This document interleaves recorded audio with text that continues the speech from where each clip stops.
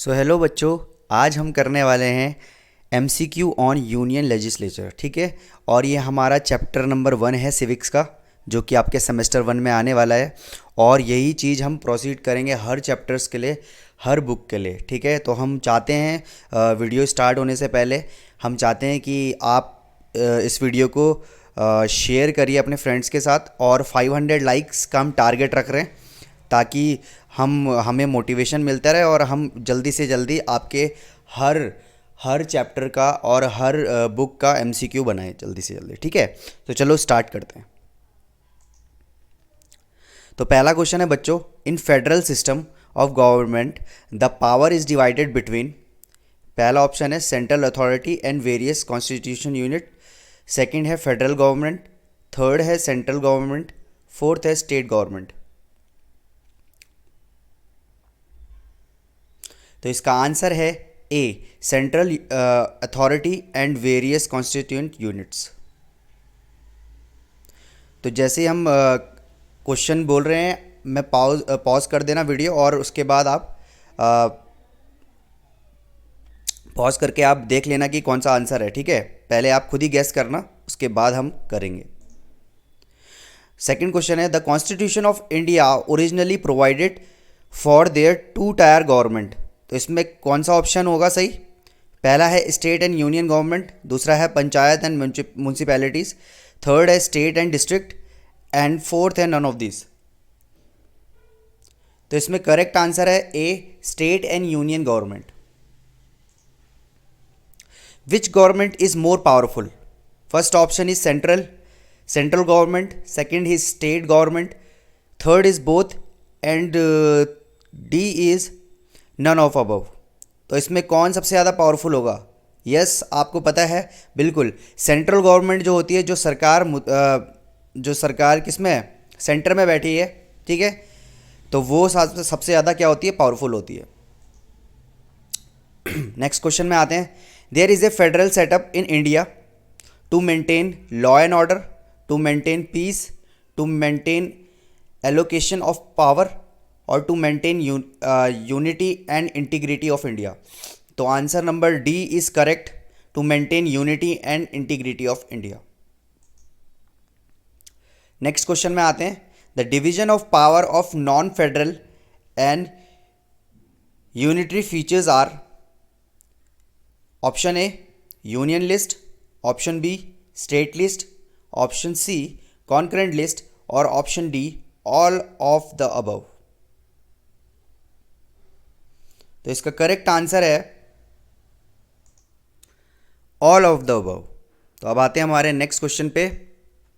Lok Sabha is also called the house of council, house of members, house of ministers, या फिर D house of people. तो आप लोगों को पता है, अध्ययन सर ने बहुत अच्छे से आपको ये चैप्टर पढ़ाया है, तो उन्होंने बार बार कितने बार बोला है कि भाई लोकसभा जो होते हैं वो क्या होता है? हाउस ऑफ पीपल, क्योंकि हम लोग लोकसभा के मेंबर्स को इलेक्ट करते हैं ना। ओके, नेक्स्ट करते हैं।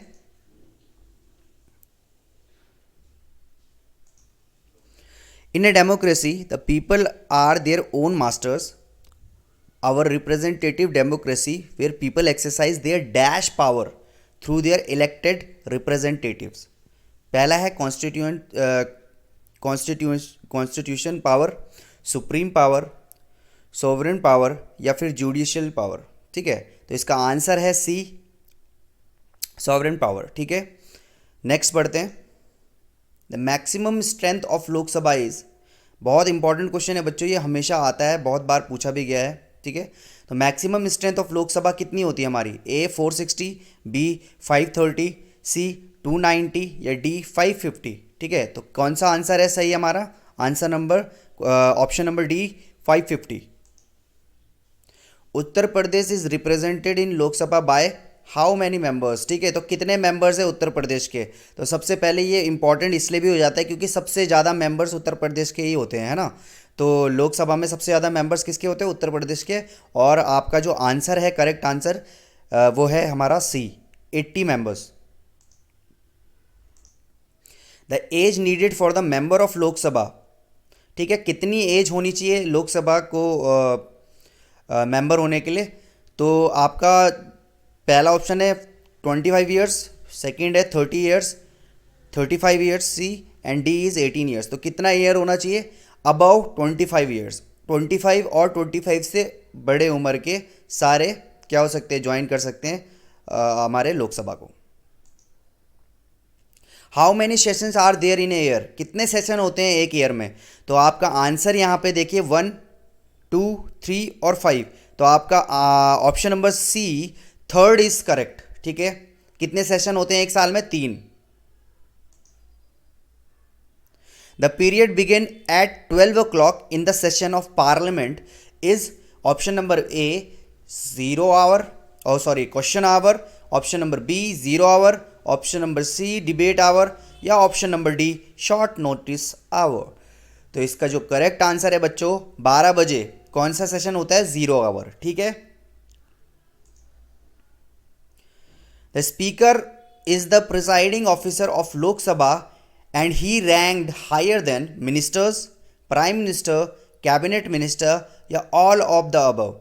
तो बच्चों अध्ययन सर ने आपको बहुत अच्छे से बताया है कि भाई लोकसभा में जो स्पीकर होता है उसकी पावर सबसे बड़ी होती है ना। तो यहाँ पे जो ऑप्शन डी है वो हमारा करेक्ट हो जाएगा, all of the above. The speaker is elected for the term of 6 years, 5 years, 4 years, या फिर 8 ईयर्स। तो स्पीकर का कितना टर्म होता है, कितने साल रहता है स्पीकर? तो option number B 5 year is correct. ठीक है ना भाई, 5 साल के बाद गवर्नमेंट चेंज हो जाती है तो उतना ही टाइम रहता है हमारे स्पीकर पे वहाँ बैठने के लिए। ठीक है, तो 5 साल के बाद वो भी चेंज हो जाते हैं। और बच्चों बहुत ही अच्छा अभी बीच में आ गए हैं हम, और यहाँ पे please subscribe our YouTube channel, और प्लीज़ हम आपका सपोर्ट का बहुत इंतज़ार कर रहे हैं, और बहुत बच्चे हमें सपोर्ट भी कर रहे हैं। तो हमारी वेबसाइट भी आप वहाँ पे जा सकते हैं, वहाँ पे हमने बहुत अच्छे से मैनेज करा हुआ है, सारी वीडियोस आप देख सकती हैं वहाँ पे। और ऐसे ही हमें प्यार करते रहिए, और प्लीज़ इस वीडियो में हमें 500 लाइक से ज़्यादा चाहिए, तभी हम इसको कंटिन्यू करेंगे आगे। ठीक है बच्चों, थैंक यू। नेक्स्ट क्वेश्चन पे चलते हैं। Who preside over the confidence of presiding officer, who preside over the conference of presiding officer of legislative body in India? ठीक है, तो इसका option number 1 deputy speaker, option number 2 cabinet minister, option number C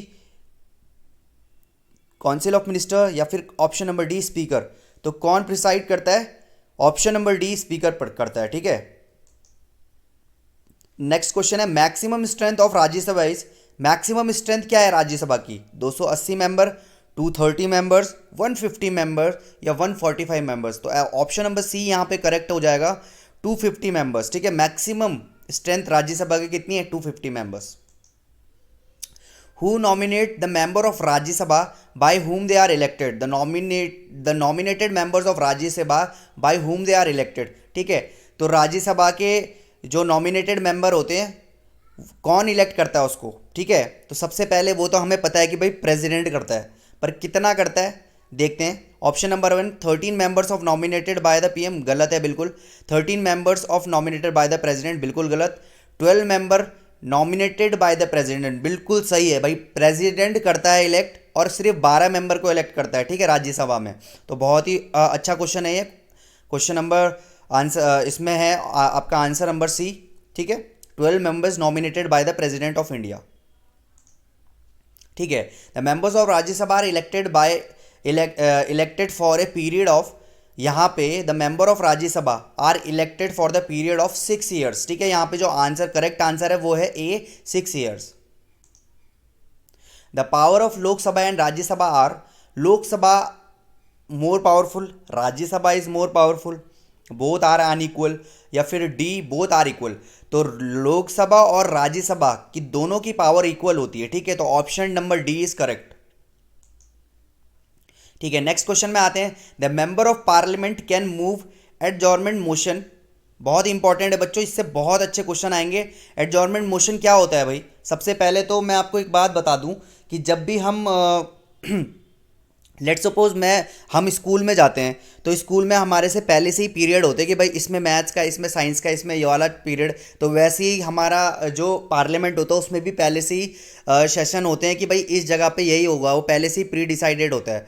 but यहाँ पे adjournment motion क्या होता है कि एडजॉर्नमेंट मोशन में लोकसभा में पास होता है, और यहाँ पे जो भी अपोजिशन वाले जो होते हैं, अपोजिशन लेट सपोज मैं बोल रहा हूँ राहुल गांधी अपोजिशन का लीडर है, तो वो यहाँ पे एडजॉर्नमेंट मोशन बोल सकता है, एडजॉर्नमेंट मोशन लगा सकता है। और इसमें क्या होता है, इसमें हम गवर्नमेंट को क्रिटिसाइज़ करते हैं, ठीक है। यहाँ पे हम क्या करते हैं, गवर्नमेंट को क्रिटिसाइज़ करते हैं, और ये एक बहुत ही बड़ा टूल है ऑपोजिशन के लिए, बहुत ही बड़ा टूल है। अगर कुछ ऐसा काम हो रहा है जो कि ठीक नहीं हो रहा, तो हम क्या बोल सकते हैं, जो भी ऑपोजिशन का लीडर होता है वो क्या करता है, क्रिटिसाइज़ कर सकता है गवर्नमेंट को।